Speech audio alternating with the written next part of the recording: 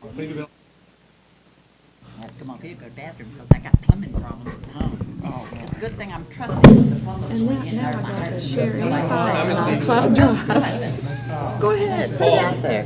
But the phone call Just says, have a trusting plumber. don't do anything else on the internet until you, I'm telling you, Right. the criminals are working hard. Yeah, they are.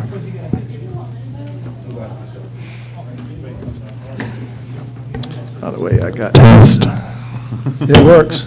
We'll go ahead and call this meeting to order. Madam Clerk, roll call. Mr. Ritchie, Present. Mrs. Bailey. Present. Mr. Palmer. Mr. Honeycutt. Present. Mrs. Garner. Present. Mr. Johnson. Mr. Edwards. Present. Mr. Sturtevant. Present. Get a motion that the school board adopts the agenda. So moved. Second. We have a motion from Mr. Edwards, second from Ms. Garner. Roll call. Mr. Ritchie. Yes. Mrs. Bailey. Yes. Mr. Palmer. Yes. Mr. Honeycutt. Yes. Mrs. Garner. Yes. Mr. Johnson. Mr. Edwards. Yes. Mr. Sturtevant. Yes. Mr. Nichols? Thank you, Mr. Sturtevant and members of the board. I'd like to begin tonight by welcoming representatives from the community college here tonight with us. We appreciate your attendance, as well as guests, members of the community that have come in. This is a meeting specifically to go over two items that have been on the agenda that wanted some follow-up. The first one being the dual enrollment piece and where we are with that. The second one being some opportunity for discussion after the opening of the bids and before we have our joint education meeting with the Board of Supervisors about that next Tuesday night. So we have the opportunity for you all to have any discussion that you may choose to have about that. Related to the first item, the dual enrollment, as requested last Monday night's meeting, we have been back in. We've had an opportunity to have very good follow-up with the community college and asking for their assistance in being able to make available to students at Bluestone the various classes that would be required so that we have, first and foremost, an equal opportunity for students at Bluestone as we've had at Parkview. And second, for those students who last year may not have had some of those opportunities, the opportunities that are available at Parkview for them as well. And the one that is of primary concern is the English 111, English 112.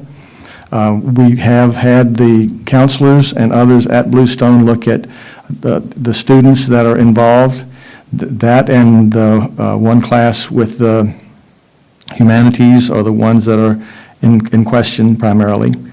And they have worked with us to identify that we can do a 10-week class this semester for the English 111. And then we will be in a position to transfer the teacher at second semester to be able to move over to this Bluestone in the spring. The scheduling between the two schools is not set up such that connecting via video is available, and the request of the parents was that we have a teacher over there. The other thing we've been able to work out is that of the 4 persons with master's degrees, 3 of them are eligible to teach the dual enrollment English classes. And the one, I was only aware of 2 until we checked with the third, and they worked with us to make sure that Ms. Tharp is available to teach the classes. So we will be working on the rescheduling for Ms. Tharp and a teacher at Bluestone to switch places so that we can have someone there to be able to do that beginning in the spring. And then we're also looking at the issue of the humanities class such that we have other persons available to be able to teach a humanities class that will be applicable for those seniors to be able to get that class. We will need to work with them on getting a 112 class in place. That would probably be a 10-week class as well, although they reinforced that any of the students who had taken the AP class last year and got a qualifying score would not have to take any classes. They were going to accept that as we knew that they would. So we're working, Bluestone, the counselors at Bluestone are working with individuals on which classes are available. which ones they need and which ones they will take. There were classes that were dual enrollment classes at Bluestone last year that some of the children, I guess I should say students rather than children, had available to them, but some of them chose not to take last year. Mr. Nichols, you said Yes. SVCC will take the AP test scores if they're qualifying scores. Yes, that was never a question. Okay. So there was a student who, in this case, we had one that got a 3. And We so had- that person will not need to take any other dual enrollment classes for the English. Okay, we had one student. Yes. Okay. Yes, we had one that did that. So, and then they're working with some of the others who had the opportunity to take the classes, but then they chose not to if they weren't going to be getting the dual enrollment credit for it. The classes were available, but they chose not to. So we will be working with them to see how they might be able to make those up. But that was not because they didn't have them available. It was because they chose not to take them. That's just how we have to work it out on an individual basis with every student.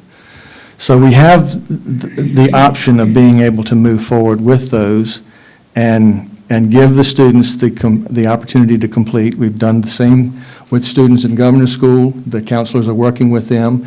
They're also working with them at the Governor's School to go through the process and see which ones need to be taken and how we can arrange for those to be worked out. We will, of course, be paying for the 111 and 112 as they work that piece out on the 10-week process. But that's an opportunity. It could be that we will work it for the English teacher who is certified, that is ours, to be able to do the 112 in the 10-week course. Mr. Nichols, one other quick question, I'm sorry. How many students, again, took that AP? How many students between the two schools took AP? I'd have to go back and look again, but It was,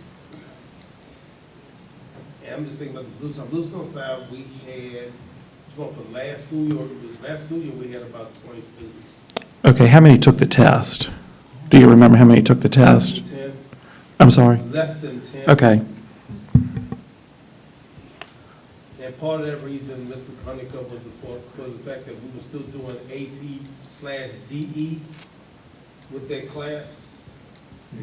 So those students, some of them decided to take the AP test, and others decided to do, just to go ahead with the dual enrollment credit with the class and transfer it on to college that way.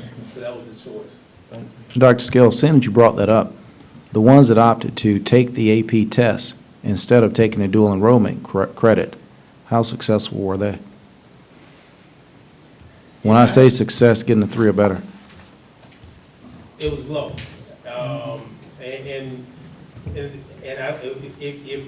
If I had to have a conservative those young people, knowing that they've had a dual enrollment and AP combined class, it was more probably along the lines of if I had to address it, would be the fact that they probably did not do their best efforts on the AP because they had already gotten the college credit for the dual enrollment, but they were taking it, because they were in the class and already signed up for it. But again, without having a survey, I really don't know. But again, we definitely got work to do to make sure that our AP scores are high. That's one of the things we're working on for this year. Thank you. So they all got dual enrollment, and then some of them took if they were in that class, they all got the dual enrollment credit. And then Yes. some of them, in addition to that, took the test. It was identified as an AP/DE Gotcha. class. Not at Bluestone. Not at Bluestone. Bluestone, at Parkview. I mean, the Parkview Yeah. side, but the Bluestone, the one Bluestone side was the AP class, but not that many students took the test.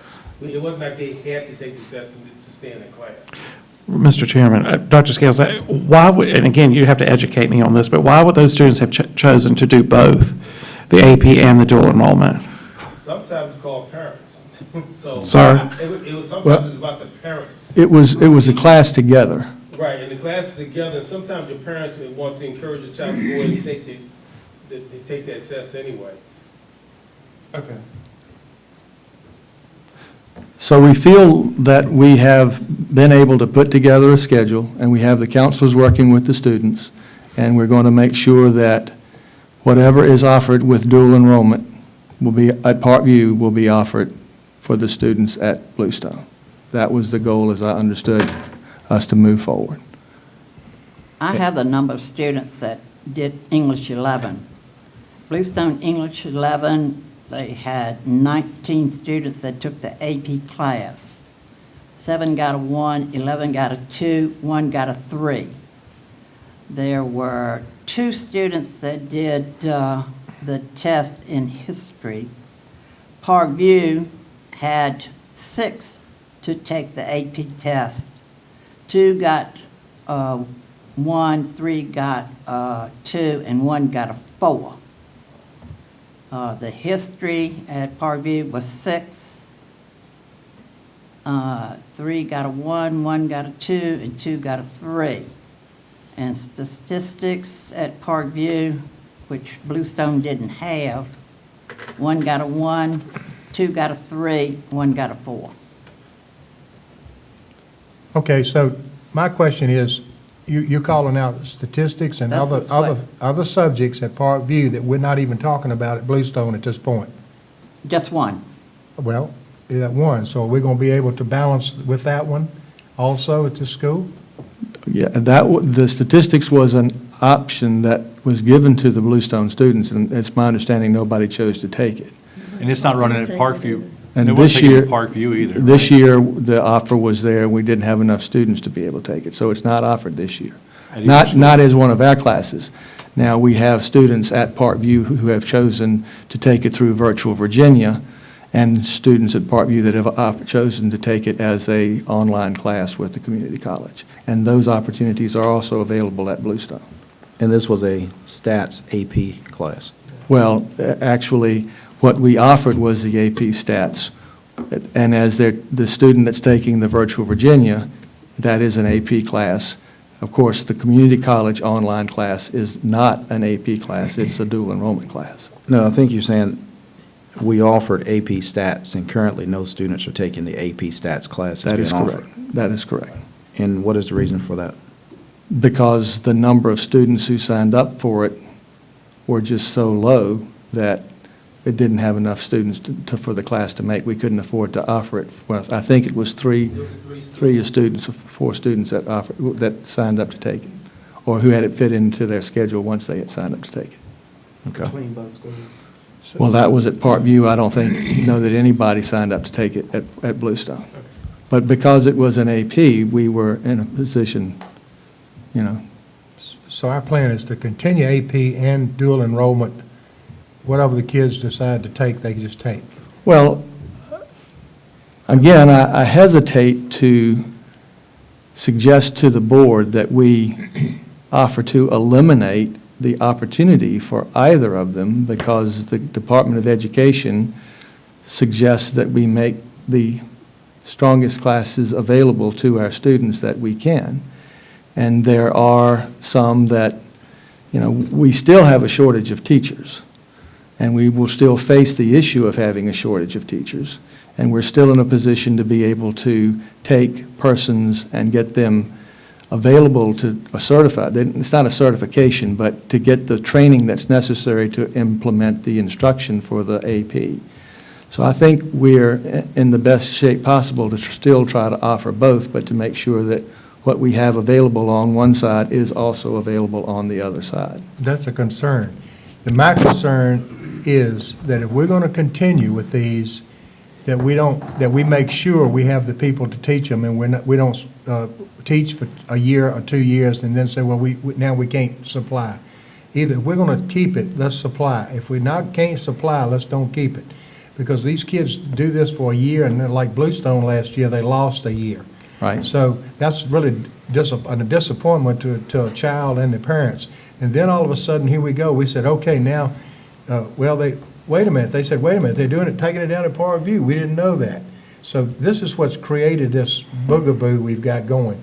So if we're going to offer it at Parkview, we have to offer identical things at Bluestone, and we have to make sure that we're going to fund it and that we're going to find teachers to teach it or make some type of deal with the community college so that we continue the education. Right. And I will say, as we have been in touch with the community college through the week, they have bent over backwards to work with us on saying what, to try to make the available opportunities through their teachers and others. They will have a teacher working with us for this 10-week class that we need this semester. So, Mr. Nichols, that is my question, Mr. Chairman, I'm talking about all the DE classes or whatever. If we don't have those teaching positions in place, is the college prepared to step up and help us bridge those gaps where we need those teachers for these DE classes? They have offered to work with us always in being able to do that. Now, I need to make sure that everybody understands in the financial relationship that we have with them right now, when we have our classes in our building and our teachers teaching them, it's a wash.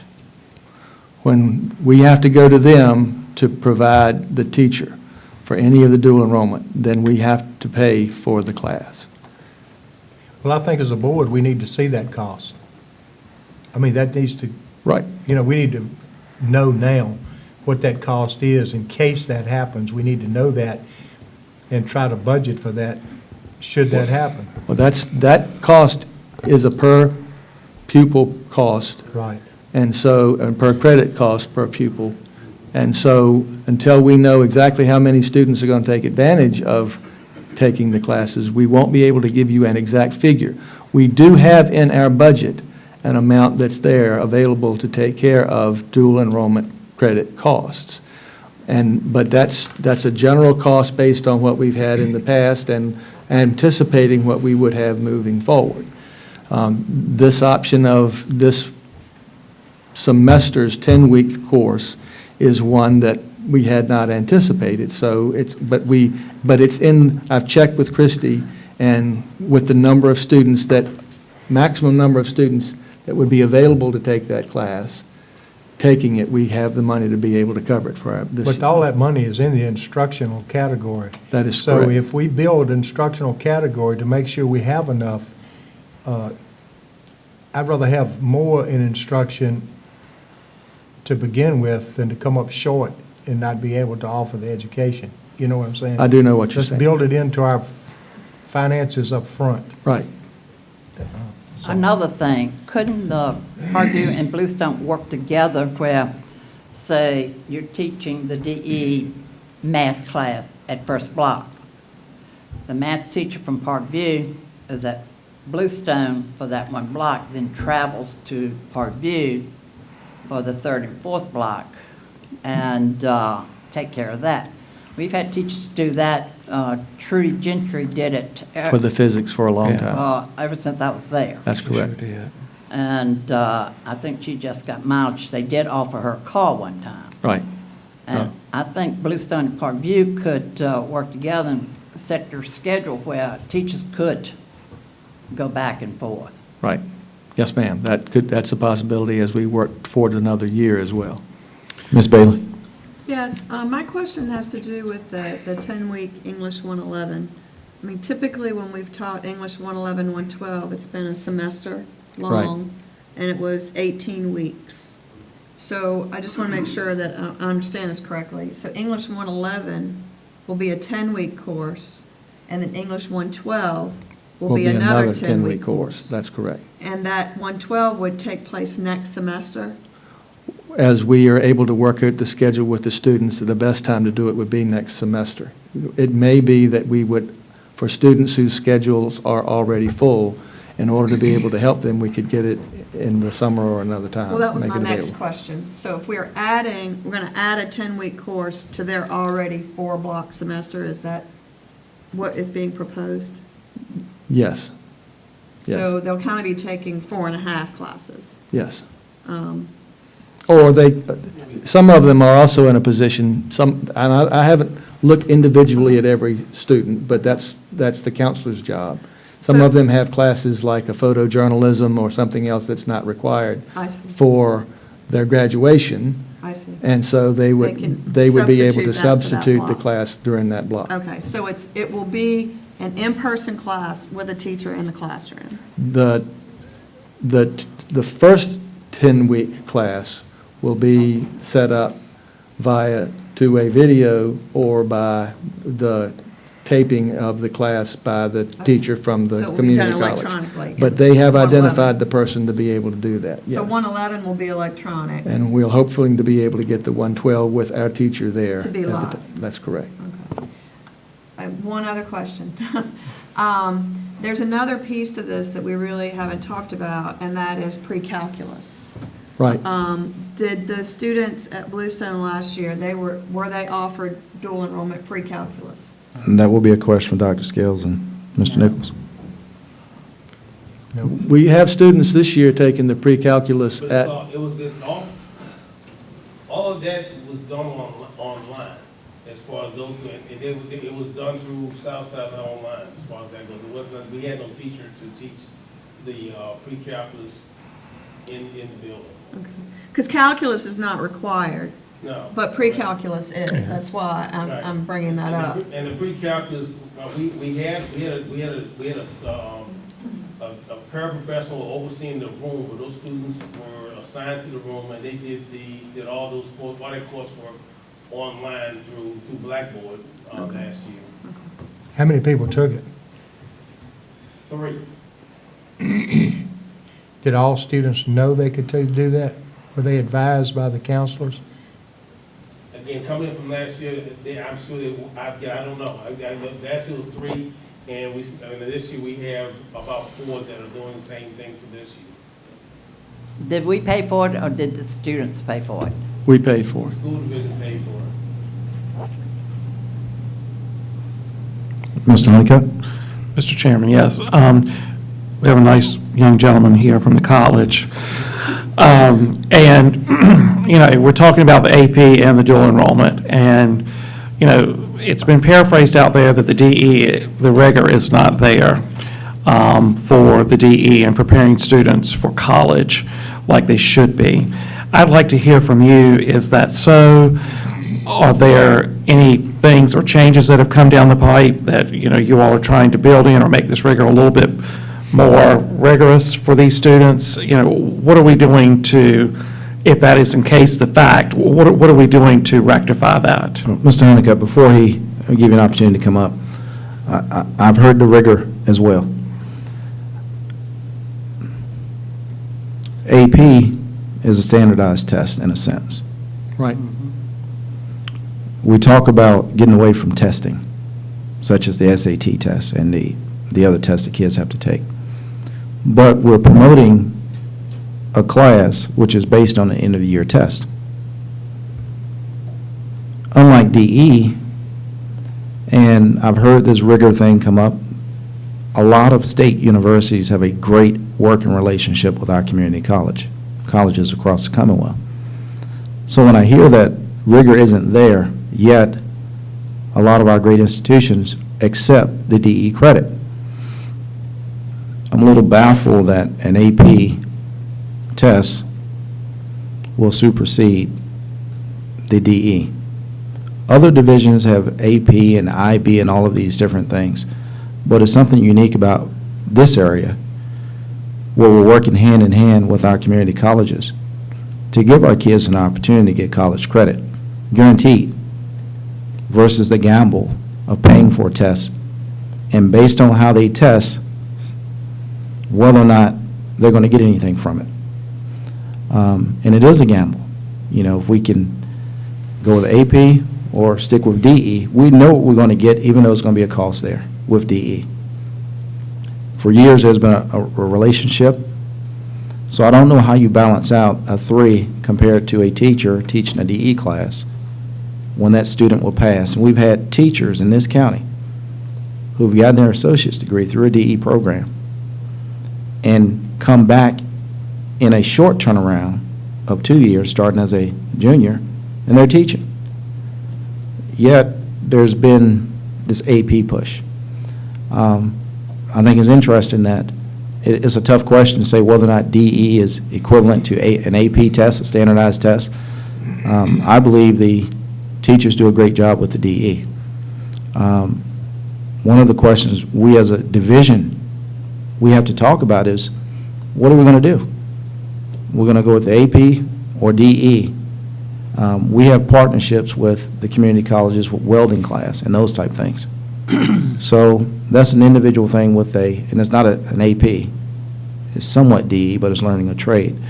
So I'm thankful, Dr. Harkins, that you're here and you can shed some light on the dual enrollment in Southside Community College as to how it can impact us here, and also give us a briefing on the school divisions in our region.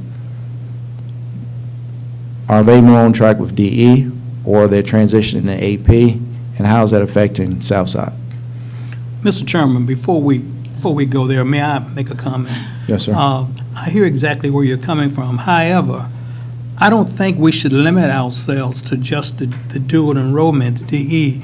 If AP is accepted by more colleges and universities than dual enrollment, I think we need to have that door open wherein that if a child does choose to take that AP class that is there for them, I would like to see both, if we can work it out as we have done in the past.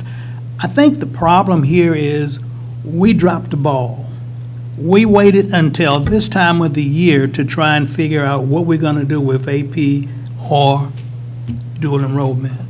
Next year, we want to get this problem straight this year, yes, but next year, we don't want to come back to this again. We don't want to have this hanging over our head, 3 weeks into the year? We need to start this thing at the beginning of the year, having both schools having access to both classes and going on with our educational system in Mecklenburg County. Mr. Palmer, just so we're clear, you said we dropped the ball. Who is we? I'm saying several groups, school board, superintendent, central office, and definitely the guidance counselors, and whom are pushing the students, not pushing the students, encouraging the students to take courses. So when I say we, I'm saying the whole gamut of educational system of Mecklenburg County. And that's the purpose of having this meeting tonight, because someone dropped the ball.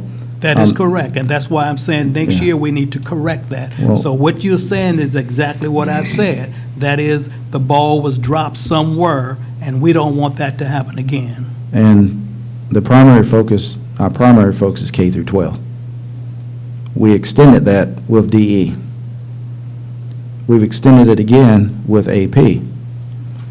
Now we're having a special call meeting to discuss why there's a disparity between students in high schools.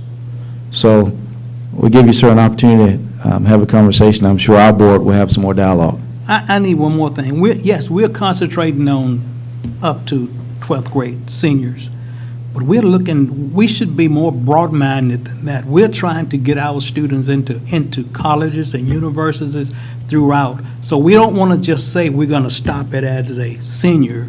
Once they finish high school, we're through with them. No, that's not the case. By no means, no figment of your imagination. We need to have these students prepared, wherein that once they get to that point, they can make the next step and go on into any university or college that will accept them. That's what I'm saying. Sir? Well, thank you all for having me. I'm not sure this is working, but if I trail off, just put your hand up, I'll speak up. I just want to reiterate what Mr. Nichols said. You know, immediately, I think that the following day after your last school meeting, school board meeting, he touched base with me at the superintendent's meeting, and we immediately got the ball rolling to try and get this situation rectified. So I'll tell you that he's been responsive, and certainly your staff at Bluestone has been on top of it. And we've also already engaged with them to begin the preparations for not only next spring, but the following school year, so that things can be a little more proactive, perhaps, than what we have been. So that's a quick update. When you're talking about dual enrollment versus AP, and specifically the rigor piece, I can tell you that because of our accrediting body, because of what I'm certain has been and will always be a conversation amongst you all and your superintendent. That being the required qualifications for dual enrollment instructors. They're the same qualifications for all of our instructors. They're the same qualifications for any instructor to teach at a 4-year college and university, at any institution in Virginia, and frankly, in the entire region across the South. So the rigor better be there because it's required to be there. Now, we all know some teachers do a better job than others, so we'll throw that out there. Part of our job as your partner is to make sure that rigor is there. You made a fantastic point about the testing issue. You know, a student who takes AP can do a fantastic job throughout a semester. Maybe they don't test well, and they're not going to receive credit for that. That's unlikely to happen to them in a dual enrollment class because obviously those grades are going to build throughout the semester.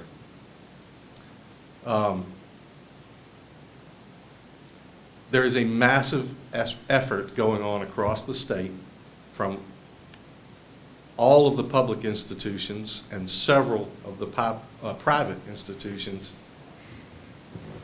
to have a statewide MOU regarding dual enrollment. What classes they will take, what classes they won't take, what grades they will accept, what grades they will not accept. I expect over the course of the next 12 to 18 months that'll be in place. That will make things probably a lot more clear for everyone involved. Whereas certainly now I know that you all have heard, you can have a discussion about, well, one institution will take this, we'll take a C, one we have to have a B, and you have this similar situation with AP, right? Some will take a 3, some won't, and that situation. So I will tell you that what you're facing is probably no easy answer, and obviously I have a dog in this fight, so we know which way I'm going to go. We all have dogs in the fight with our kids as well. Good point. I will tell you this. I'm not from Southside Virginia. I've worked in a couple of different places. The opportunity that you all have with Southside is nearly unprecedented. Southside is considered the by the way, I wasn't here. I'm not taking any of the credit for this. It's considered the grandfather of dual enrollment. Southside has been very aggressive with growing their dual enrollment program and working with the school systems. I can tell you that our school systems are very pleased with the outcomes of dual enrollment. Our parents are very pleased. The amount of money that students save through dual enrollment is astronomical. Probably anywhere from $20,000 to $60,000 if they pursue the full associate's degree, and depending, of course, on where they land in a 4-year. That's an invaluable service to the residents of Southside Virginia.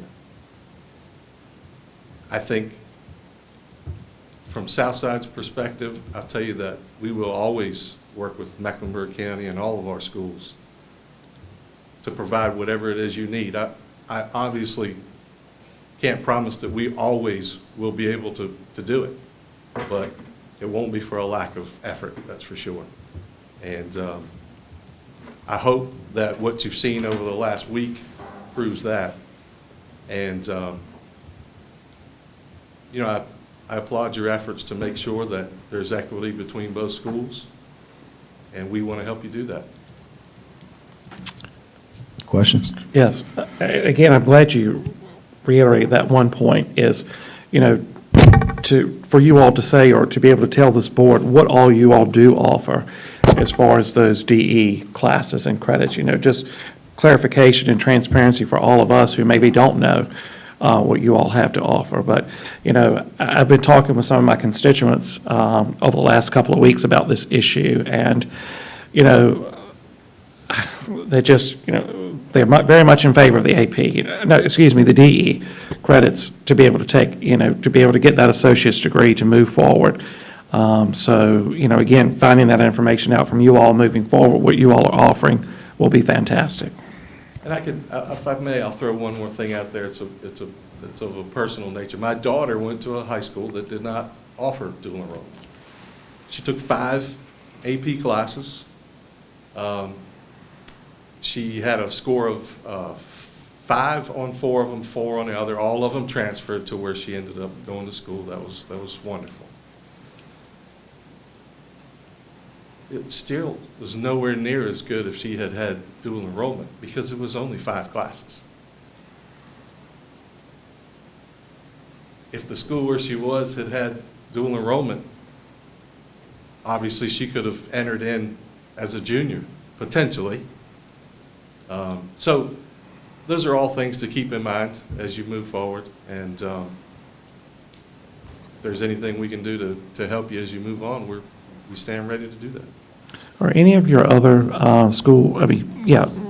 public schools that you all deal with at Southside, any of those making that push towards AP as well and doing away with, or do you all still have, Lunenburg, Nottoway, any of those schools still partnering with you all in a relationship as far as DE is concerned? As far as I know, no one is moving away from dual enrollment. May I make a point of clarification? Yes, sir.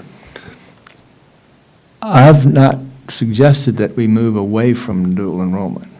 I've simply said we have not been able to always find teachers that were in a position to teach the dual enrollment. Where we have it available, I want us to continue to make it available to the students.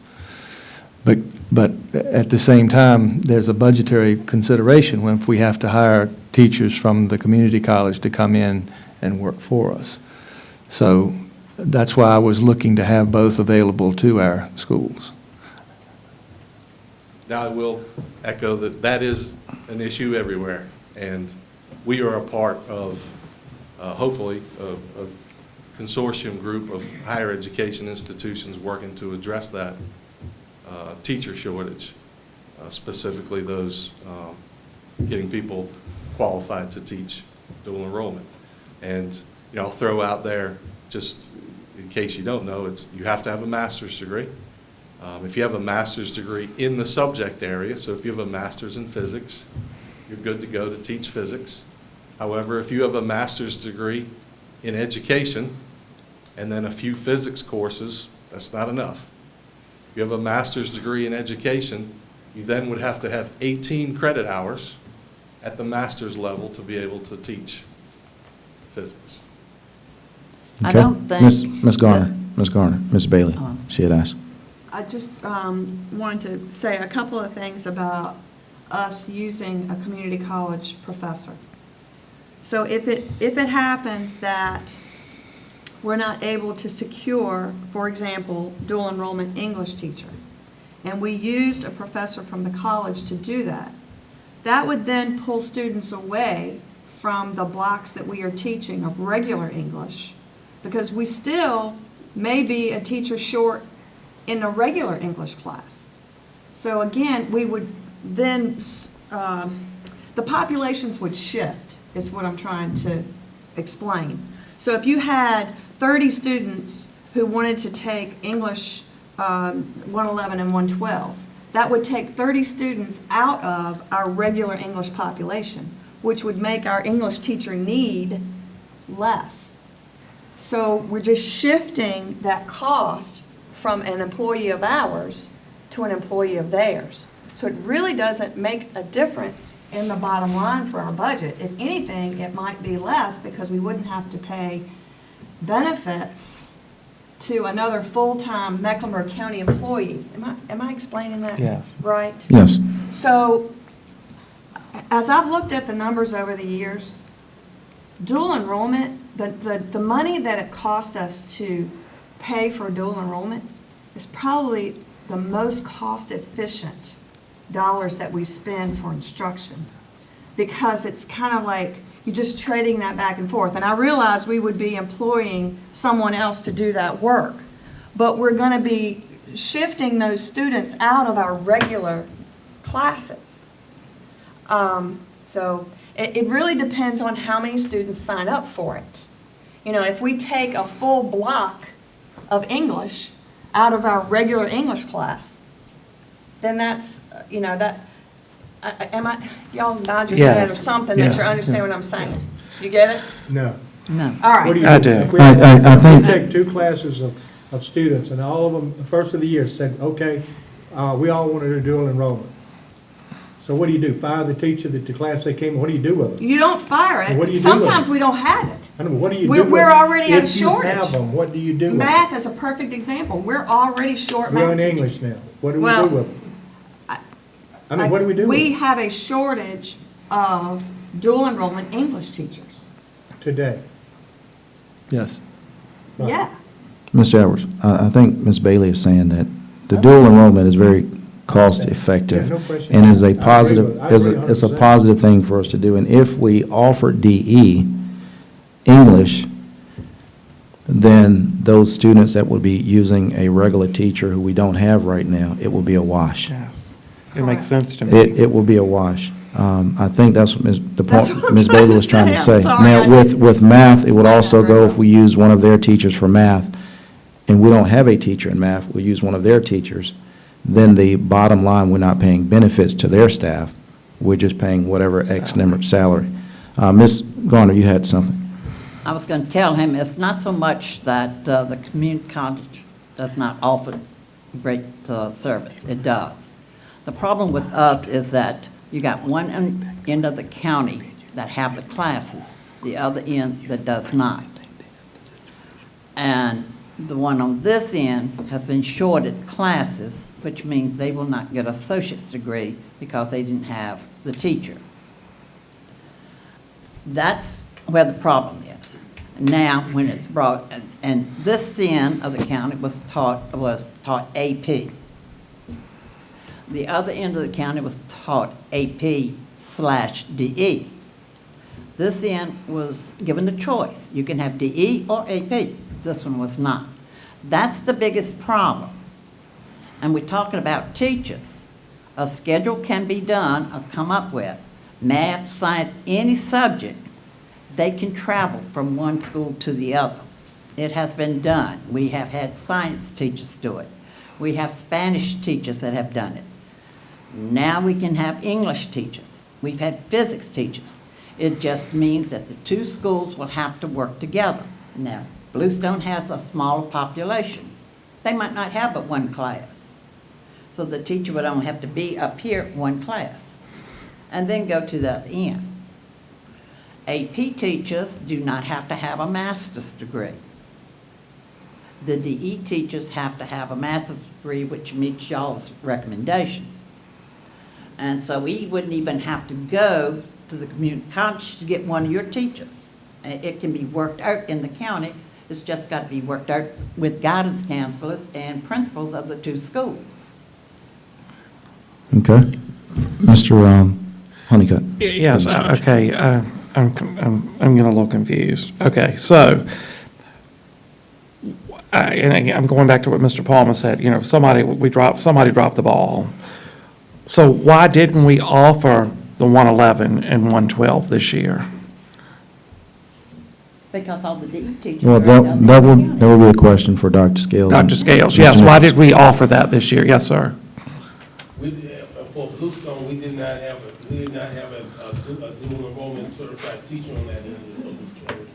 She was transferred. Okay, but we did offer it at Parkview. The 111 and 112 were offered to the students at Parkview. Yes. Yes, sir. Yes. Okay. Okay, who else? Mr. Ritchie? You know, Bluestone, we talk about Bluestone being small, but it's not any smaller than other school systems around here that have viable programs. So there's no reason that they can't support those classes at Bluestone. There may be fewer classes, but there's plenty of students there that they should have the same opportunities that the Parkview students have. And I think the other thing I'd like to know, who's the main point of contact for dual enrollment here at the school system? Who does this work with the community college to make sure all this stuff gets done? Who's responsible for it? And The Mr. dual. Primarily going in, it falls on me. Okay. Me and my contact with Ms. Townsend. Ms. Townsend is the dual enrollment coordinator for Southside, and me and her, we do stay in communication. Okay. with that, as far as going back and forth. In fact, she called me just Monday in reference to this change we're doing now. And Dr. Scales, you're on the board at Southside, correct? Yes, sir. I'm on the local board. So if you're on the board, there should be a strong connection there with, being able to communicate back and forth. It appears as though, Mr. Nichols, if I'm wrong, you let me know, so we're clear on this. As a substitute for DE, AP was used at Bluestone, That is correct. okay? Instead of splitting up the teachers and having both the equal amount on both ends, there's a decision made to use AP to replace DE. Yes, sir. Now, which caused a major issue. That's why we're here. And it came up, yes, it came And- up after the school year had begun. And as we had a lot of discussion on this, and I know board members, we're going to be moving forward, we have an action item tonight. That action item is going to be what this county is going to do, which direction we're going to go, DE or AP. We can do that, we can decide on that by vote tonight. With this partnership we have with Southside Community College, it appears as though we're going to have a good partnership and they can work it out. As Ms. Bailey pointed out, when you talk about personnel to teach, the bottom line may be a wash, that our kids, all kids can have the DE opportunity as well. Any other board members have discussion? We can have more discussion on that when we get to action. I just have, just one quick thing. So my question is, are the adjustments that we're making this semester and next semester, who is the primary group that's going to benefit from that? Are they seniors at Bluestone, or are they juniors at Bluestone? Exactly, who does this fix work for? The question Ms. Bailey has is, and this will be Dr. Scales or Mr. Nichols to respond to this. Go ahead. Excuse me, Mr. Chair. 111 and 112 is normally a junior level English. Yes. Okay, so, and again, I have not gone into the workings of this, so I'm not sure if there are some seniors that are trying, let's put it this way, there might be some seniors that want to pick up the 111, 112, even though they've already passed English 11 and 112, but because I don't want to go to college and take English, freshman English, I may come back for it. So I have not had a chance to talk to the guidance counselors at Bluestone to see if any seniors might be signing up to take those classes. But 111 is normally, 111 and 112 is normally a junior level dual enrollment English. Then 211 and 212 are normally your senior level. I think it's 243 and Oh, yeah, 244. 243, that's right, you're right, 243, 244 are your normally your senior level Englishes. So right now, that would be a junior English equivalent, but not to say that a senior couldn't take it in order to try to get a freshman English credit to move forward. So is 243 and 244 being offered to Bluestone seniors this year? They will be with the transfer of the teacher. Right, From- when they transfer the teacher, that will help. So the current answer is no, but they will be when the But in teacher the transfers. spring, In the and that is spring. a semester-long class, so they can They get that we will credit be in able the to get spring. that in, yes. But but- the first semester is going to be is 243, and then 244 is the second. I mean, that's the semester. The third 9 weeks, for example, will be 243. The fourth 9 weeks will be 244. And humanities, has that been a deficit? Humanities? The humanities class has been one that is required for the associate degree, and that's why we're finding the And class. we're going to offer that when? That will be available in the spring and through the next year as well. Okay. So do we have any 9th and 10th graders in our system right now who are taking dual enrollment classes? That, if I may, Go ahead. recognizing several years ago that we were looking at the issue of the teachers leaving and having a hard time finding teachers. I mentioned to the board and I mentioned to parents and students, and we put it in the handbook, that we did not feel it would be responsible to say to them that we could guarantee that there would be the number of dual enrollment classes available to be able to complete the associate degree. That we would continue to offer the dual enrollment classes as long as we had teachers that were viable to be able to teach them. Unless we came to a time, and there has been discussion in the past, I hope it's something that's been worked out at the state level, but as the dual enrollment opportunity has become more and more widespread around the state, the cost for the dual enrollment classes has been different from school to school to school. And it's my understanding that there was a desire at the state level to make sure that the playing field was the same across the board. And so there was a conversation over the last couple of years about how that would be done, and that what we have enjoyed in Southside Virginia because of the working relationship between the community college here and our schools that offered to give it at no cost, that may not be available. And we were looking ahead and having several significant conversations related to what would happen if suddenly it was a cost factor that was involved. And most of the schools, superintendents in Southside agreed it would be very difficult for our budgets to be able to pick up the extra costs. So, and that's not happened. I don't know that it is going to happen.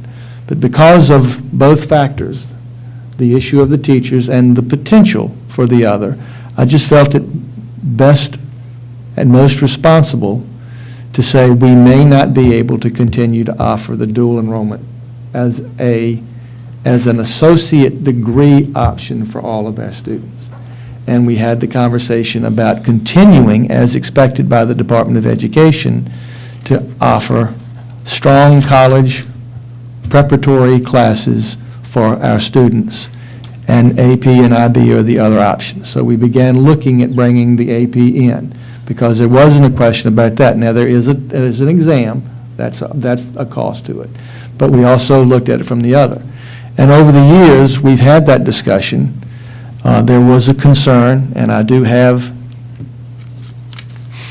the original Virginia plan for dual enrollment between Virginia public schools and community colleges that was signed off on in March of 2008. And it states here, student eligibility, that dual enrollment coursework is restricted to high school juniors and seniors. Exceptions may be considered for freshmen and sophomores who are able to demonstrate readiness for college level coursework through the college's established institutional policies. Of course, I think that readiness for college coursework is primarily through the VPT, but that was the question that was raised about the juniors and seniors in the class that would be required to take at the 9th grade or 10th grade level. So when we said we weren't sure that it would be something that would be available to continue the associate degree completion, over the past year, we had chosen, or we had not tested with the VPT all of the 9th graders. That's another option that we talked about with Dr. Harkin, that we would come back in and in the next few weeks or through, at least by the semester, make sure that all of the students in the 9th and 10th grade were appropriately tested so that we could go back into doing that piece. The issue of the English 111 and 112, the seniors at Bluestone this year did not get the 111 and 112. And so this opportunity for the 10-week class is primarily for the seniors, so that they can get the 111 and 112. And again, cooperation and support from the community college system. The president and I have signed a mutual MOU that gives them the opportunity to take the 111, 112 simultaneously or even after the 243, 244 class, so that they can get that in and complete the associate degree option. I think that's wonderful on their part to be able to give them that option. So we have a plan here. Mr. Nichols, you Yes. signed an MOU? Yes. When was that? We just did it in the past 2 weeks because we needed to be able to get that done in order to be able to offer the seniors the opportunity to get the associate degree as Parkview seniors have. Within the past 2 weeks, right? Yes. Now, the VPT, what's the purpose of that test? That is what, when we have this issue, all students that are going into the community college have to demonstrate a readiness for college-level classes by taking the VPT test. And that was from the 2008 letter, 11 years ago, Yes. okay? But if we stop our kids from taking the VPT, we didn't test. We have, in this, last year, we didn't test all of the students. And that's what was brought up. I think Mr. Ritchie brought it up the first time. He knew that there was an option that was there. But if they don't take the test, they have no option to take the DE courses? They, in order to take the DE courses, they have to take the test. But what the difference is, are you going to take it at the 9th grade or 8th grade level, or are you going to take it prior to your 11th grade year when you get ready to take what is typically the dual enrollment classes? But just simply not taking it. But you don't have an option to not take it if you're going to take dual enrollment. Okay, but if the VPT test wasn't offered, To all of our 9th graders, that is correct. that means none of our 9th graders could take DE. Well, the one class that was available to them was the phys ed class. But if they weren't offered the test, Then they would not. they couldn't take the That's 9th right. grade phys ed, which means you eliminate the. Unless we, yes. You would, by not giving them the opportunity to take that test from the very beginning, that eliminated their opportunity to have an associate's degree.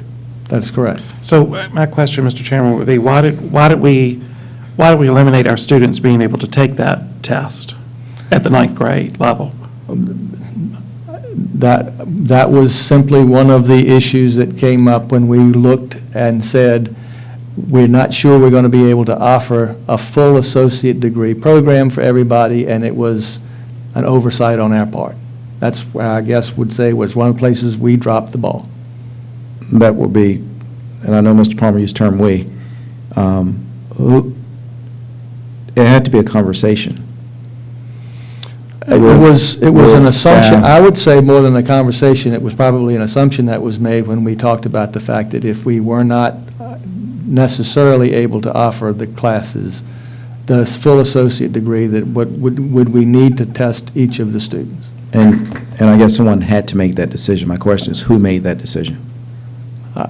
I'd take responsibility for it because I didn't say we should go ahead and do it. I think it might have been an assumption, so I'll have to take responsibility for it.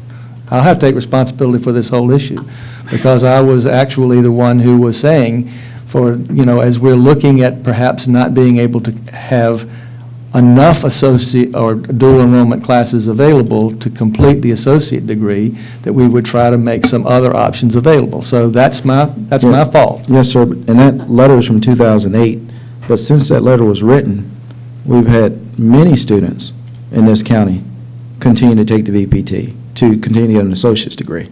Well, it's only when this started that we started the dual enrollment process, In 2000, right around 2008. right, okay. Mr. Palmer, I think you had something, then Ms. Bailey, then Yes. Ms. Garner. Yes, my comment was, in the future, to keep one person from having to take the fall for all. For example, the comment was made that you and the community college were working closely together. That should be you, the community college, and the schools, the high schools, the guidance counselor and the principal. I've had the experience, and I'll throw this out, of working with several schools in the area. Amelia was the last one.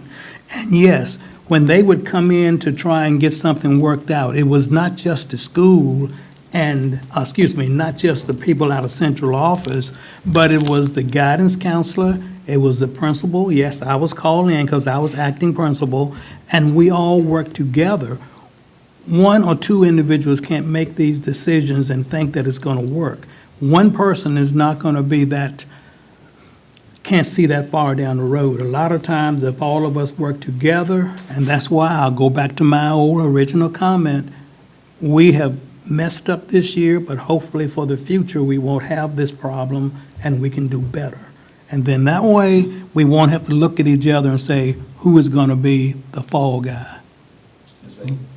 I guess, moving forward, we have to decide, as a division, what classes, what dual enrollment classes are we going to offer, and when are we going to offer them? And what is our plan? And so as we move forward, we can take the steps to ensure that our expectations are met. And I think what has happened here, because this teacher shortage thing happened, maybe, I'm guessing, maybe administration felt like, well, why are we going to set them up to think they're going to get an associate's degree when come 11th and 12th grade, the teachers aren't going to be there to teach the classes that we have said they could take. So that's just an assumption, but the action item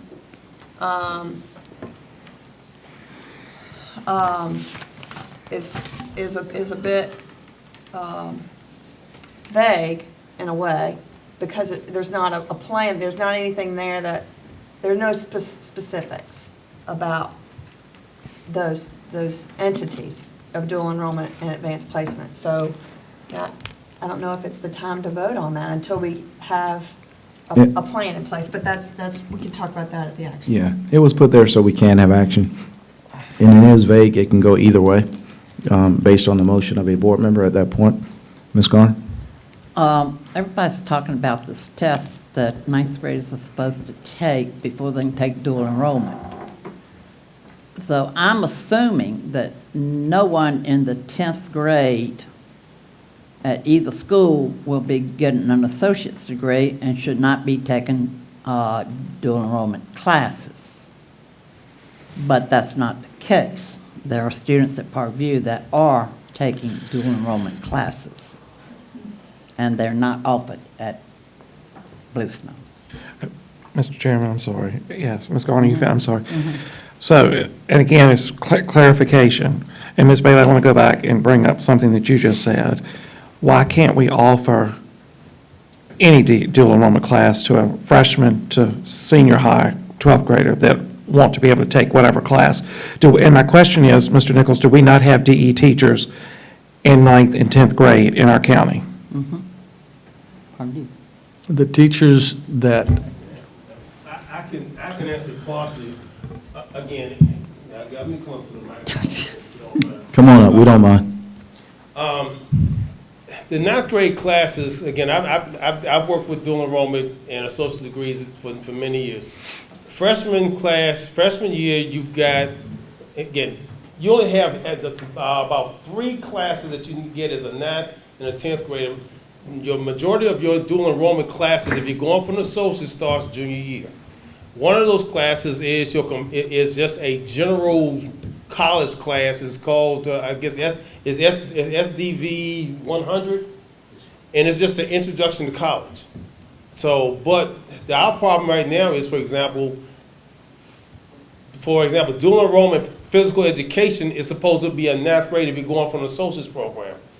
We're not offering it at all right at this point, and I know right at this moment, I don't think we have a teacher that's certified to teach them on either campus for meeting the criteria for dual enrollment PPE. And that's a problem. I know right now,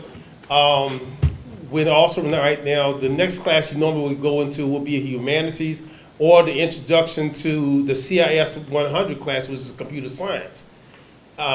We do have qualified people that are qualified to teach those. But then you start adding your electives such as your dual enrollment, economics, personal finance. We don't have to have that, but we were offering those. But this year here, we're not offering it this year. For example, right now, the teacher of the dual enrollment economics, personal finance class at Bluestone is now the assistant principal. So he couldn't teach it. So, those are some of the things that have been happening. But 9th grade wise, you normally have your introductory college class, and normally that's tied into your DEPE class, the dual enrollment physical education class, the Health 101, and that's not being offered right at this point. Any other questions, Dr. Scales? That's not a question. It just seems to me that we have no consistency from year to year on anything we're doing. I mean, we started in 9th grade, and maybe next year you can take it, maybe you can't.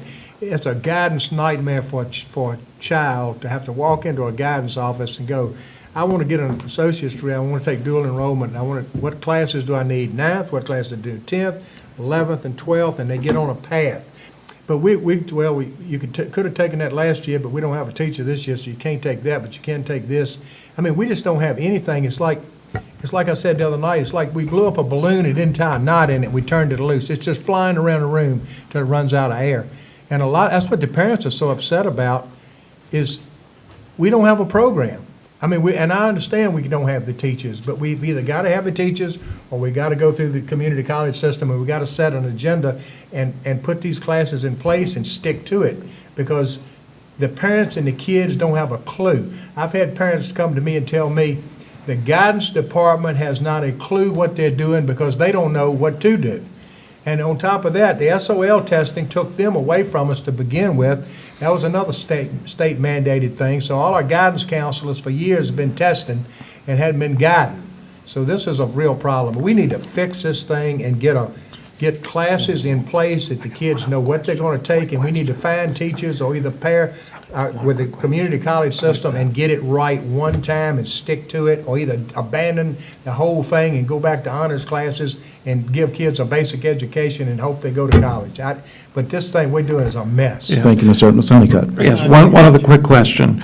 I agree totally. The 9th grade, you said we didn't have a phys ed teacher, and I need you to educate me. So what's another, is there anything else that they could have taken if they wanted to track an associate's degree from their freshman year to their senior year, that it could have filled in that gap as far as the PE is concerned? I would have to go through Southside on that one. Normally, again, when you get an associate's degree, you have to have it's just like, again, regular college. Yes, You got sir. a health class, you got an intro to college class. It's the normal things you got in the college. So if you don't, unless they do something online, which I don't know, Southside offers an online health class, right now, we don't have anybody right now certified to be able to teach it. So could they answer that? Do you know if offhand, do y'all have one? Well, maybe this gets to the point, Mr. Edwards, I think what clearly we need to do is, sit down and map these needs out so that when this is an issue, we can come up with a solution. So you're asking me right now if we have an online health class? I'm not 100% sure. It may take some time. Thank you, Dr. Scales. Mr. Edwards, if I might, I agree with you completely. That's the frustration of not knowing from one year to the next if we're going to have the teachers that have the certification to teach it or not. And one of the reasons that I was suggesting that we find ways that we could offer the strongest, most rigorous classes for the college-bound students. And because we do need, and we did have, year to year, what would students need to take to earn the associate degrees, what classes were available. And at one point, we had the teachers at both campuses to be able to teach those. Gradually, we've lost teachers that had the certification, and it's for that reason that I said I would like to be able to offer dual enrollment credit for anything that we can, but I can't guarantee that we will be able to have enough for the associate's degree. And in order to be able to make up for a most rigorous class, we wanted to come back in and make available the advanced placement classes. It's a hodgepodge as long as we can't guarantee who we have to be able to teach that meets the community college's requirements, or ask them to put it in. Thank you, Mr. Nichols. Board, if you look at the agenda tonight, we do not have a public input. There's a lady in the audience that, I guess she motioned to me, the chairman, that she had information to shed light on this issue as far as DE and AP. And when it comes to something like this, if it's the pleasure of the board to allow her to share her information, we can do that. Is there any objections? She's done a lot of research. You can come up. When the kids are in the 8th grade and they do the test, one of the criteria was algebra 1. So in the 9th grade, they take IT 115, which is a computer class. In the 10th grade, I believe it is the health But the health, the 100 class is CPR and basic first aid. I mean, I really think it would be beneficial to look into these classes so that you know. And truthfully, the person that we have teaching pre-calculus now is with Apex Learning. He doesn't have a math degree, but he's teaching 161 DE. We have a bus driver or an ex-bus driver teaching our kids marketing, introduction to marketing, sports and entertainment marketing, and personal finance that we used to substitute for pre-calculus or physics because we didn't have a physics teacher. So we've substituted a lot of classes for these kids that really hold no value to them. I could teach my kid how to balance a checkbook. But the whole thing of it is you're supposed to have a well-rounded education, and we don't have that. It's not just the inequalities between the schools. It's when you throw a teacher, a bus driver in teaching, just babysitting a class, you're not helping these kids. And I wish that it was a way that we could share our resources. If this college would provide us with teachers to get the DE program and just put the regular teachers back to doing regular teaching, would be a step above what we have. But let the college help us, like she's saying. Let us put them in there. Let them teach our kids DE at the high school level. My kid, and I'm sure your children did too, governor school, everything that they could excel at, they have. Give them the chance. And, I mean, my oldest son graduated from Southside with the honors, associate's degree with honors. And it's so beneficial to these children. I mean, you know, because in some cases, the teacher is not at the level that you would wish they were at teaching that subject. So having a more rigorous program is what they're yearning for. You got to give it to them. When I hear it, you really should understand what's at the 9th grade. It's really a really basic class. That's the IT 115. They probably get that just by messing with their telephones, you know? Same thing with 10th grade. And it's not too late to catch these kids. No, it's not. 9th grade is not. I know a lot of kids that are in 10th grade now that pass the DE test. And they're just, they have what they have, and that's it. So that's all I wanted to say. But I do think you should do as he suggested with the mapping out the classes, because it would help everybody. Thank you, It ma'am. really would. Thank you. Ms. Bailey? Something she said triggered something that I remembered.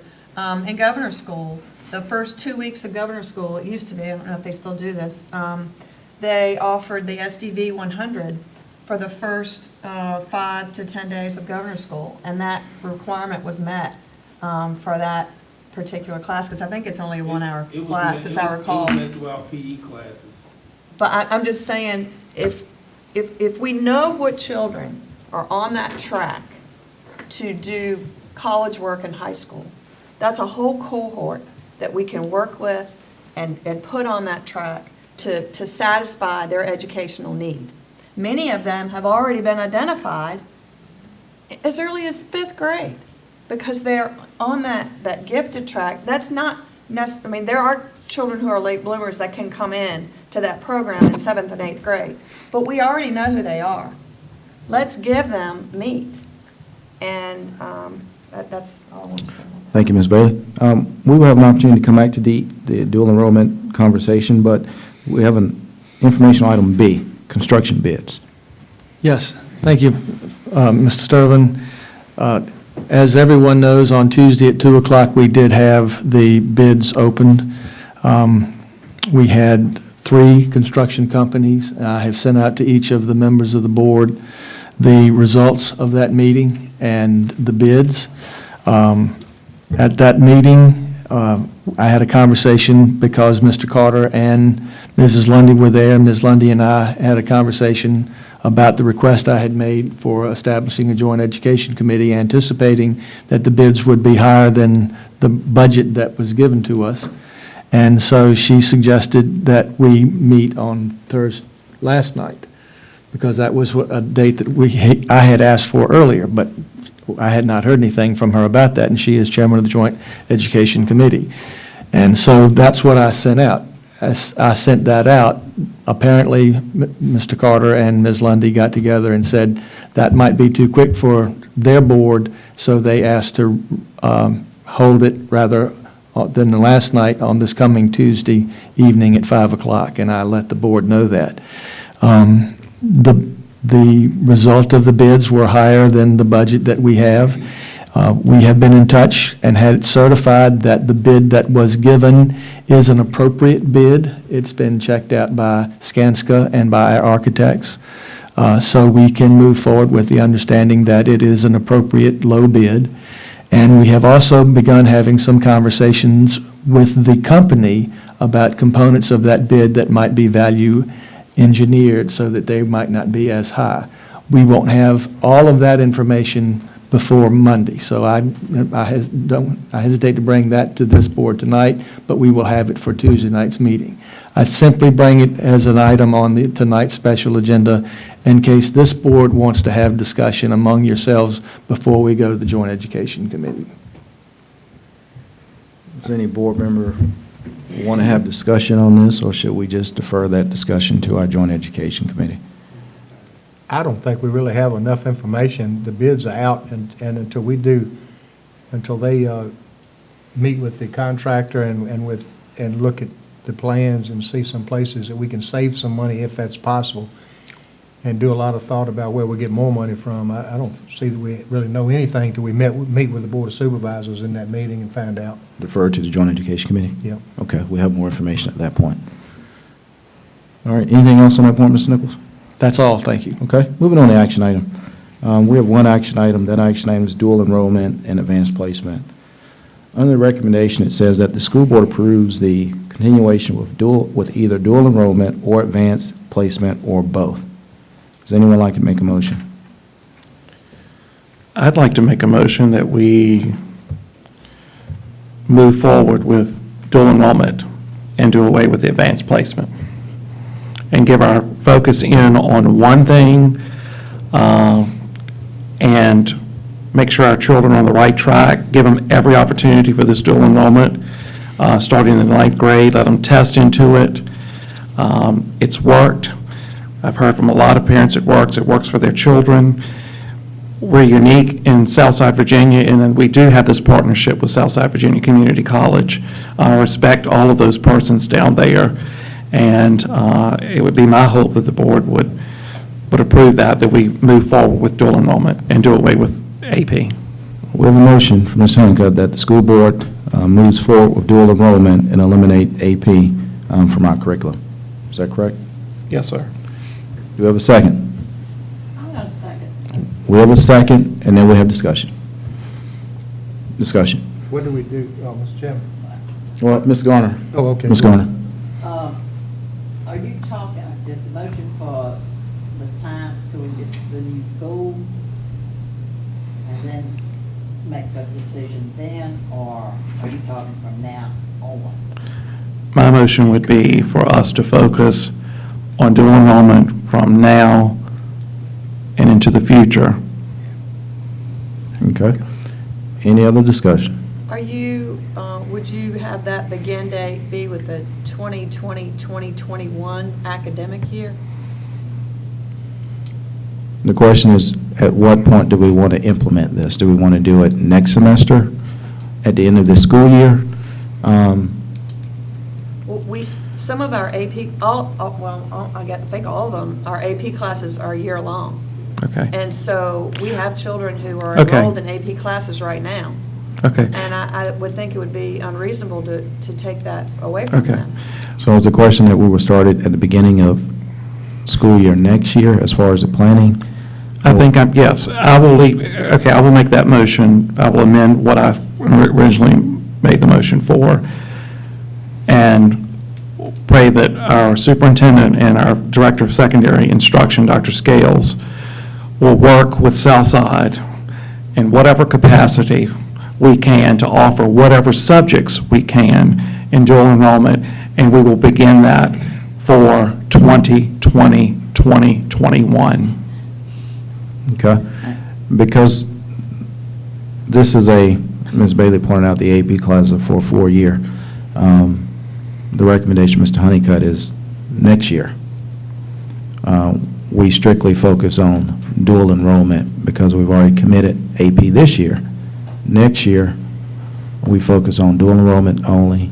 And I guess you've implied that right now we need to work with Southside Community College to see what DE classes we can still get, especially for the Bluestone students that don't have that opportunity right now.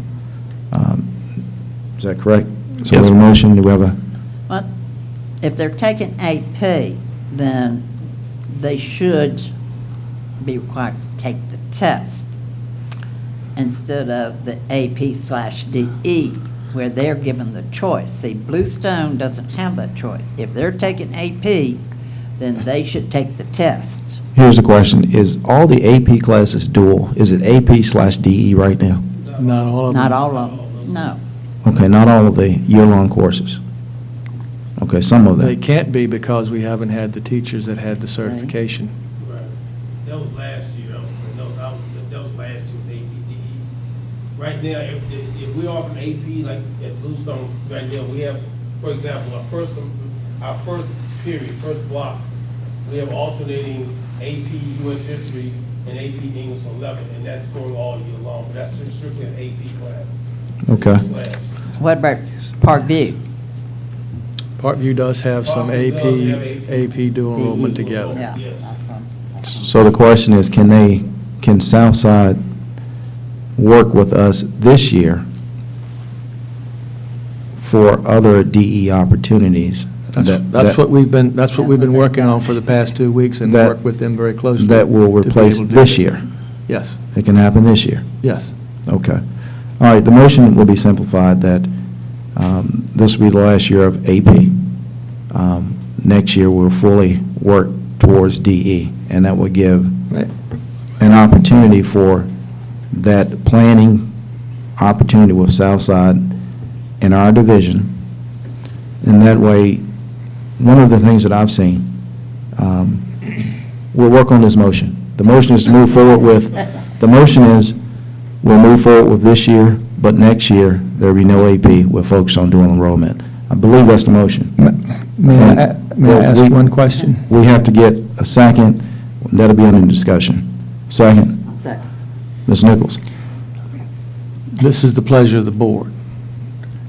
However, we do have students who ask to take virtual Virginia classes extra that are AP. We've had AP psychology, we've had AP statistics that have been virtual Virginia. I would ask that you not deny them the opportunity to take those classes. That's on an individual basis, the virtual Virginia classes, correct? That is correct. Can Yeah, that's, Can anybody tell me how many students are doing that? I know we've had 2 at Bluestone and some at Park. It's a very small number. The- A very small number. I think Mr. Honeycutt is talking about the AP in the classes, not the virtual Virginia access. I just wanted a clarification. No, yes, Okay. again, the motion is to move forward with the community college's help, and where we don't have teachers, maybe that are qualified, to help us step up to the plate and help Mecklenburg County Public Schools concentrate on DE and do away with AP, moving forward for the 2021 school year. We have a motion, we have a second. I want to make a comment on it. My comment is, as we've gone from bringing AP into the equation, it has been used as a substitute for DE, which has caused disparity.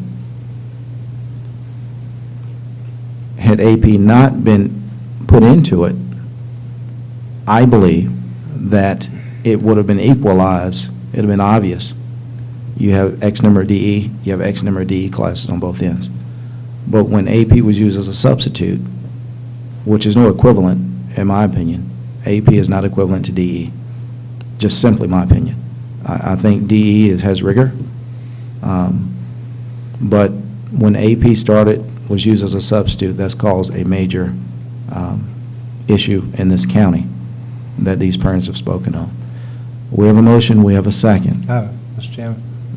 Mr. Edwards, discussion. The students that are taking AP in their junior year, so we're going to tell them that we're not going to offer it anymore. I mean, is that I'm asking, is that fair to them or not fair to them? Somebody tell me.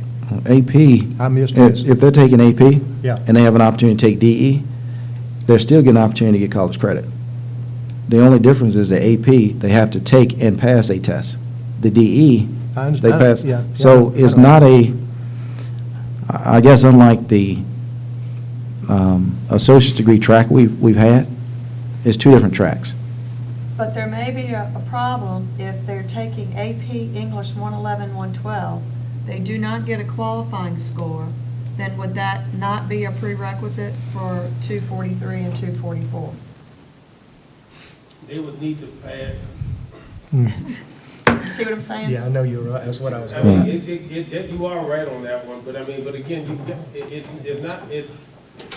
yeah, they need to have the right score to. They go would to not that. be eligible to enroll in 243, 244 because they they don't have a prerequisite in place without a qualifying score. Ma- Am I right? And- That's up to the college. And I guess my question would be, Ms. Bailey, and I do appreciate that, is how many students have graduated with an associate's degree who didn't do that? I mean, We are, I don't think I understand. if I might, we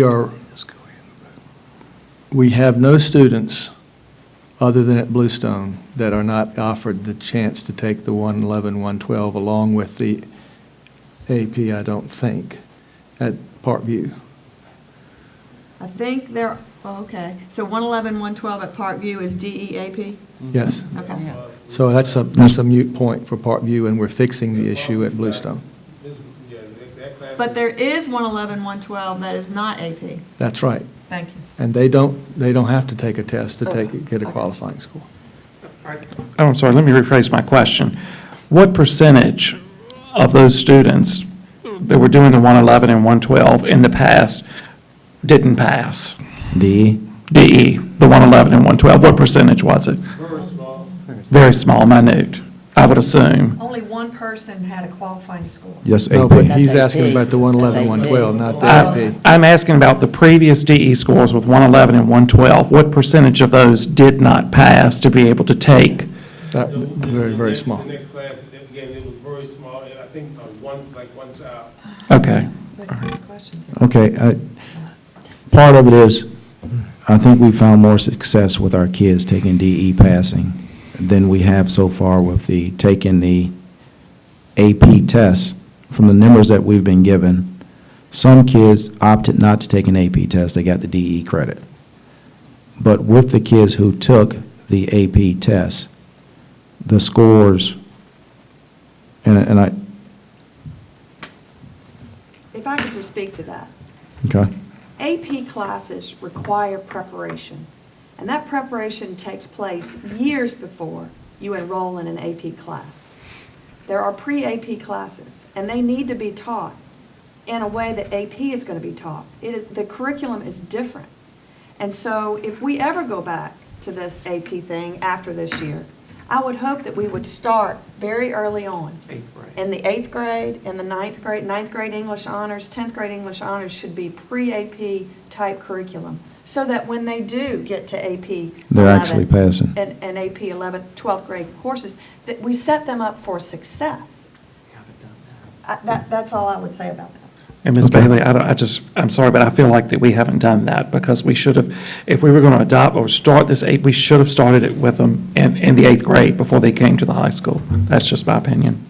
With some of the teaching problems we have with bus drivers teaching classes and things like this, we're not preparing any of our kids for the education they deserve, and we've got to find a way to fix it, not just from AP and dual enrollment, but at lower levels too. We're failing the kids, and we've got to do something. I don't know what the answer is. I'm not an educator. I've been sitting up here a long time, and it gets worse every year. So I don't know what we're doing. Yes, sir. Can I address the situation with the bus driver? You can come up to the podium. All right, the bus driver situation is because the assistant principal, Mr. Clark, was the teacher of that class. I understand. She is a long-term sub. Right. Until we get somebody in there, that's what we've got. So I'm not, But we have long-term subs everywhere. If you look at, I they're agree. scattered all over this county. I agree. But yet, I've got people coming to me, walking up to me on the street with English degrees that don't have a teaching degree that we're not bringing in here on a provisional, and they've already interviewed. That's what I'm saying, there's a problem in our system. And it's not your problem, I'm not attacking you, I'm But I'm just just, saying, the reasons for Right. there's a bus driver in there is because right now, so we got a substitute until we get, hopefully find somebody that can fill that marketing position. Mr. Okay. Chairman, if I Let's- might. Well, we need to get past this. We need to do this vote. Yeah, I got it. All right, we have a motion, we have a second, that this county move forward with DE only at the beginning of next year. I think that's the motion. All right. No other discussion. Madam Clerk, Discussion, yes. you have other discussion. Yes, I do. Floor is yours, I Mr. think Palmer. that we as board members, school personnel, we owe these students every possibility that exists. Whatever courses that are out there, we need to offer our students those courses, whether it's AP, dual enrollment, et cetera, et cetera. Other schools are doing it, so we should be able to do it. We sat here the other night and said we were proud, or I did, of schools wanting to send their students to our county. Well, let's not let this down. Let's not go backward, wherein that other counties have things that we don't have. I know that it's not time to vote, but I can't vote for eliminating it. Okay. Mr. Palmer added his discussion, and he said that he's not going to vote for it. We can give every board member an opportunity, if they would like to address the issue prior to the vote. Mr. Palmer, I do think that's a strong statement, to give our children as many opportunities as they can. For me, as I look at the opportunities we've given them, I'm looking at the data. I'm looking at the data of success. I've mentally prepared and looked at the comparison between dual enrollment and AP. We have a strong partnership with Southside Community College, and they're saying they want to be even stronger with us. Yet when we have kids that, as Ms. Bailey pointed out, should probably have a pre-AP curriculum prior to even getting there, we don't have that. So if we don't have that in place, are we setting our kids up for success? When a lot of these kids are taking AP and dual enrollment to get college credit so that they may possibly get an associate's degree or as many credits as possible before they go to their next school. So I'm going to support Mr. Honeycutt's decision, and when we do something, we need to have a plan. It does not appear that this was planned out. We jumped into AP without the kids having the pre-AP classes, as Ms. Bailey pointed out. Next year or the following year, the board can vote to implement a rollout plan. But if we're having, it's convenient if we have kids take AP/DE. That's convenient because they can fall back and say, I just will go with the DE. But if the only option they have is AP, and they're not prepared and they're scoring a 1, 2, I think that's an issue. That's all I have to say, Mr. Palmer, and I will continue to give the floor to anyone else. If no one else wants to speak, we will go to a vote. Madam Clerk, roll call. Mr. Ritchie, Because I work for the community college, I'm going to abstain. Okay. Mrs. Bailey, Yes. Mr. Palmer, No. Mr. Honeycutt, Yes. Mrs. Garner, I'm going to vote yes on this one, but I think when we get to the new school, where we have the combined schools together, we should investigate going back to the AP. But yes. Mr. Johnson, Yes. Mr. Edwards, I'm going to go vote yes, because I think we need to concentrate on putting something together, and dual enrollment, if we concentrate on one thing, maybe we can get it right, and then we can go back to it later if that seems to be the thing to do. Mr. Sturtevant, Yes. We have a majority that support Mr. Honeycutt's motion that we'll move forward with DE beginning of next year. A motion to adjourn. So move. Second. Second. All in favor? Aye. Meeting is adjourned. Anybody can take an AP test. You don't have to be in an AP class. Right. So we're just, we're not really denying our students that. Any student that wants to can take an AP. So we're not saying that. Right. Yeah, I got you. Got it. We just need to concentrate on something. We need to get one thing right. It's a mess. It is a mess. Paul? Buses being parked on somebody's private property. Oh, Lord. The bus in 92 is in San Jose, we're going to call the sheriff's office. I'm sorry. Palmer Springs. Yes, I'm sorry. Bus parked in his dad's land, and then they were going to call Smiles and have him towed. I pulled off, pulled off, telling him so we could get him. Which bus number is it?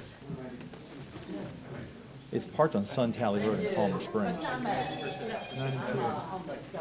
Hey, Wanda, Rockets. Rockets. All right. You and I want Rocket. Yes, yes. Hey, that's me. I'm there in a while.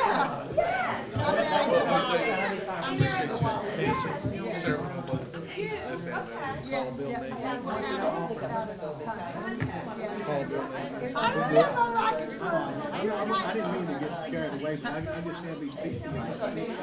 Your department, I know what they're talking about. I mean, we need a marketing person. I mean, Graduated college, wants to be a teacher. And they get her feet on the ground. She's 22 years old. We need 2 teachers at Clarksville Elementary School right now, kindergarten and second. This girl probably qualifies to go over there and take the vision and put her in there if that's what she wants to do. See, she wants to go elementary education. she was elementary ed. Yeah. So why did we didn't do nothing? But we got nobody over there. Nobody. And a principal with cancer. What is it? This is over at Clarksville? Yeah. Okay, that's what I didn't know that. I know we're pretty much fine other than, I knew why we had the substitute and all that. but Here's another problem. Here's another problem. We're without a teacher at Clarksville Elementary School, but we're gonna hire one to go to Lake Cross.